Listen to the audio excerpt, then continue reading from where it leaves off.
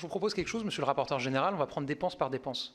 Dites-moi, faites-moi la liste des dépenses que vous me reprochez ou que vous reprochez à mon gouvernement, le montant, et je ne vous parle pas du reproche sur leur nature, mais sur le fait qu'elle serait venue dégrader la trajectoire et le solde en 2024. Mais bien sûr que toutes ces annonces, parce que ces annonces s'ajoutent à d'autres annonces passées qui, elles aussi, continuent de produire des effets. Pour ce qui est de... non, mais si, je vais vous dire... Parce que là, en fait, ce que vous dites, monsieur le rapporteur général, vous dites, vous avez été nommé Premier ministre, et puis sont arrivés plein d'annonces budgétaires. Donc d'un côté, vous dites que vous avez fait beaucoup d'économies, et c'est vrai que le décret d'annulation de 10 milliards, avec des mesures qui ont été annoncées sur la sphère sociale, mais de l'autre, vous avez empilé les dépenses. Donc en gros, si je me mets à la place du Français qui nous regarde, ce que vous voulez lui faire penser, c'est, en gros, il nous raconte n'importe quoi, il dit qu'il a fait des économies d'un côté, mais il a explosé les dépenses de l'autre. Donc dites-moi, monsieur le rapporteur général... Je vous ai donné des chiffres. Allez-y. Donc quelle dépense? Je vous ai donné des... Comment dirais-je, des thèmes. Si, vous l'avez fait... dites-moi. Vous l'avez fait pour la question agricole, vous l'avez fait... Alors, question agricole. Non, mais arrêtons-nous thème par thème. Non, on est là pour parler de 2024. On n'est pas dans une bataille de chiffonnier, tout ça... C'est pas une bataille de chiffonnier, c'est pour les Français qui nous regardent et pour éclairer le Parlement. Tout ça est parfaitement vérifiable. Le sujet n'est pas de rentrer dans le détail... Je pensais que c'était l'objet de cette audition. Non. Enfin, vous savez très bien quel est l'objet. L'objet, c'est que quand on crée des nouvelles dépenses, c'est qu'il faut aussi faire des... Non, mais c'est un budget qui était déjà prévu. Quand on crée... déjà, le budget, il n'est pas tenu. Enfin, première chose, excusez-moi. Le budget, il n'est pas tenu. Non, le budget... Enfin, est-ce que le budget de l'État 2024 sera plus important que celui qui avait été voté? Monsieur le Premier ministre, le budget n'est pas tenu, il se dégrade, la trajectoire se dégrade en un trimestre. Monsieur le rapporteur, est-ce que les dépenses en 2024 de l'État ont dérapé? À ce stade, est-ce que les dépenses de l'État en 2024 ont dérapé?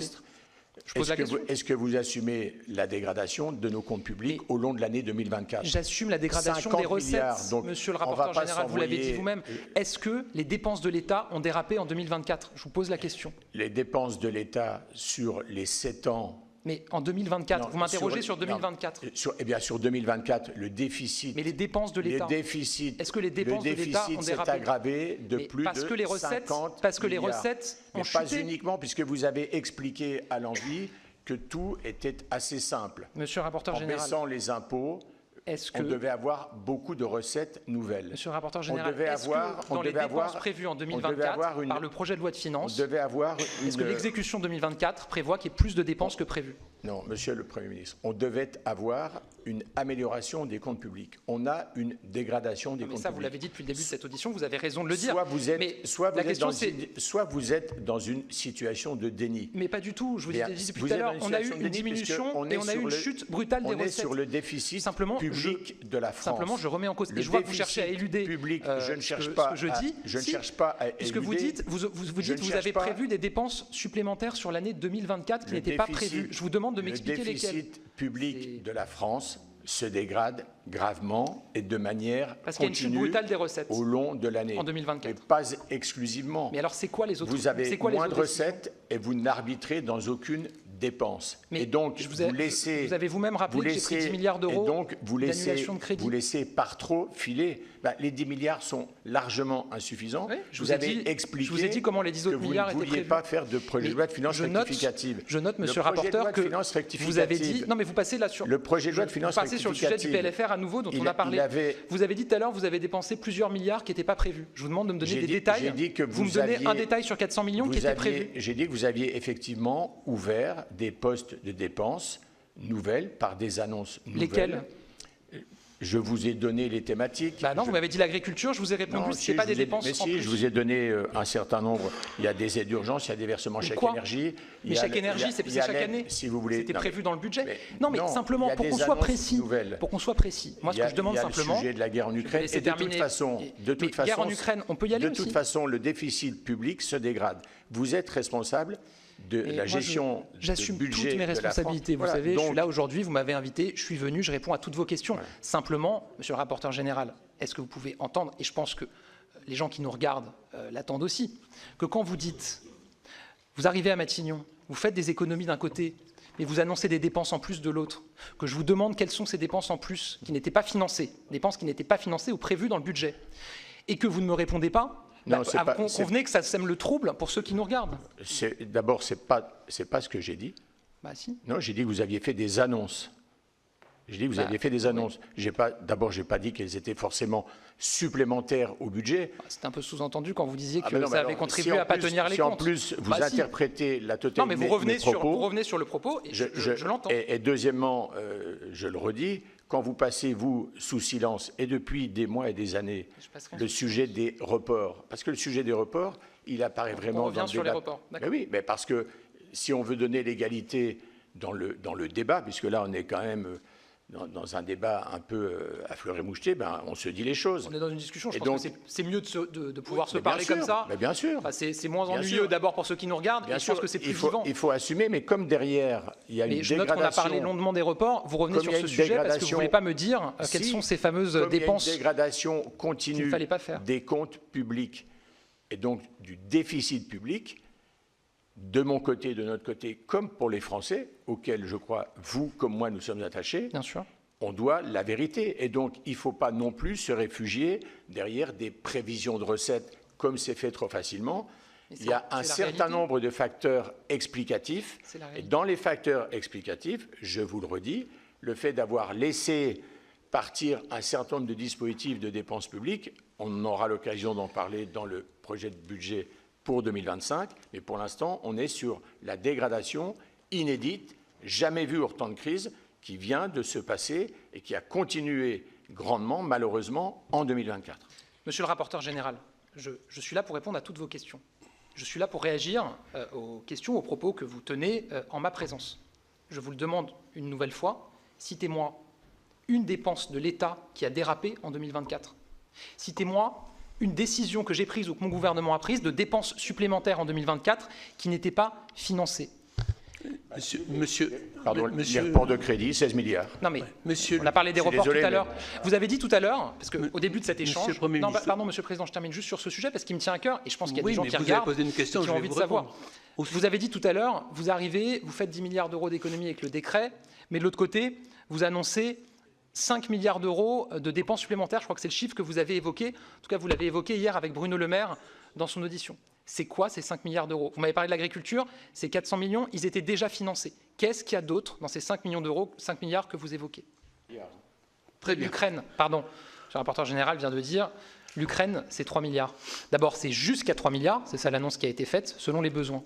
Ensuite, est-ce que c'est 3 milliards, est-ce que c'est un virement du compte de l'État français sur le compte ukrainien? Non, c'est 3 milliards de valorisation, de cession d'équipements qui sont lissés ensuite dans leur recomposition sur plusieurs années. Non mais vous voyez, vous balancez des chiffres comme ça sur l'agriculture, sur l'Ukraine. Excusez-moi, à vous écouter, ça ne coûte jamais rien. Les Français, ils sont parfaitement lucides. Non, monsieur Husson, les forces armées également, c'est comme la gendarmerie. Ce que je dis, c'est que je note... Quand il y a des dépenses à un endroit... Ce que je dis, monsieur Husson, vous m'interrompez, je voulais terminer. Ce que je dis, c'est que vous balancez comme ça un chiffre au début en disant...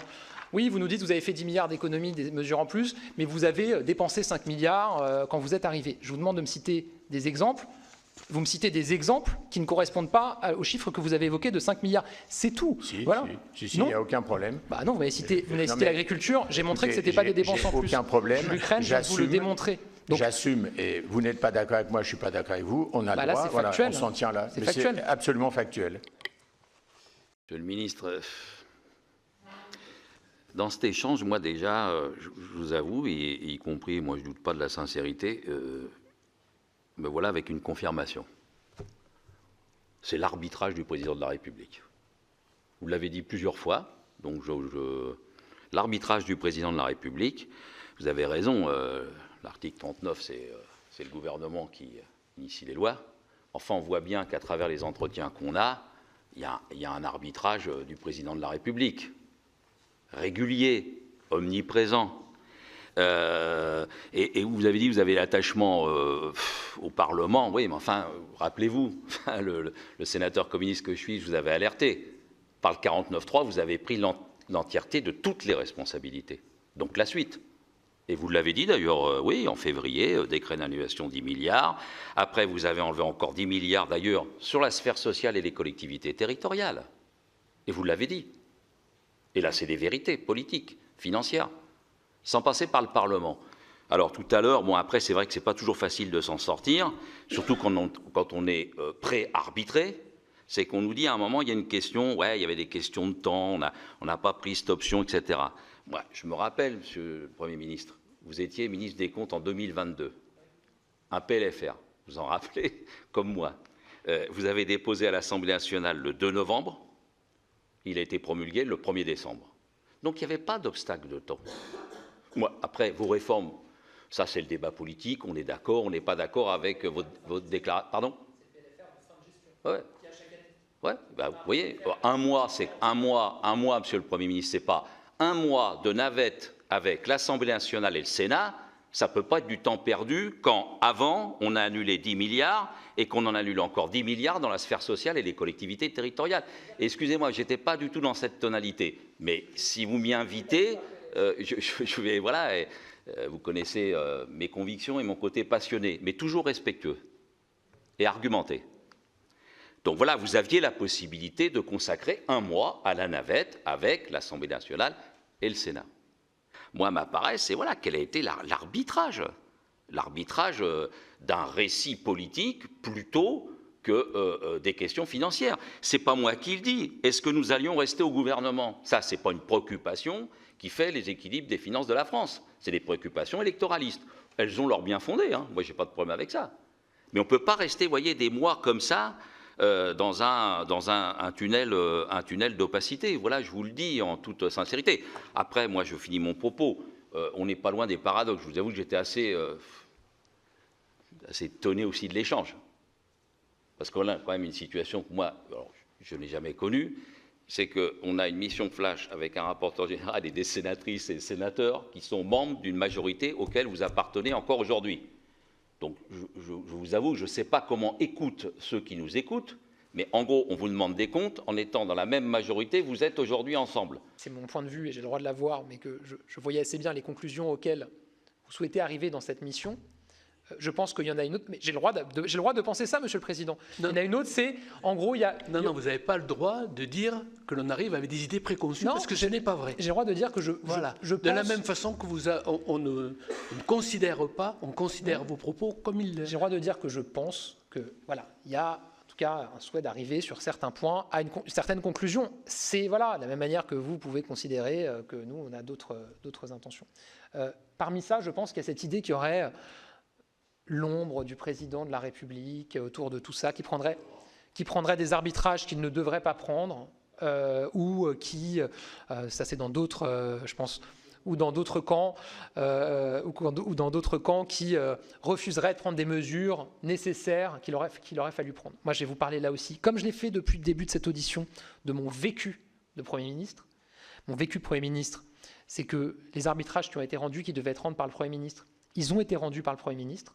Évidemment qu'on échange avec le président de la République et qu'on échangeait quand j'étais son Premier ministre avant que je sois amené à prendre des arbitrages. Mais je ne peux pas dire que c'est lui qui a pris des arbitrages, ça serait me défausser par ailleurs de mes responsabilités, ça serait un peu facile de ma part de faire ça. Deuxième chose, dans tout le sujet dont on a parlé ce matin et les décisions difficiles qu'on a eu à prendre sur les finances publiques, à aucun moment le président de la République n'a pas validé ou a refusé d'aller dans une proposition que je lui ai faite sur la question des économies et des finances publiques. À aucun moment, j'ai senti que je n'étais pas soutenu en tant que Premier ministre avec mes ministres sur la volonté de faire des économies en 2024, entre le moment où j'ai été nommé Premier ministre et le moment où j'ai quitté mes fonctions. Je parle de cette période-là où j'ai été son Premier ministre.